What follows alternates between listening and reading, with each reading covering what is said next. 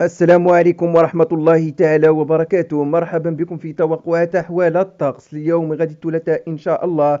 أجواء حارة في معظم المناطق. إليكم التفاصيل. حيث تتوقع المديرية العامة للأرصاد الجوية بالنسبة ليوم غد الثلاثاء أن تتميز الحالة الجوية عامة بطقس حار نسبيا جنوب ووسط البلاد، ويرتقب أيضا تشكل كتل ضبابية فوق سهول المحيط الأطلسي ومنطقة السايس والماس.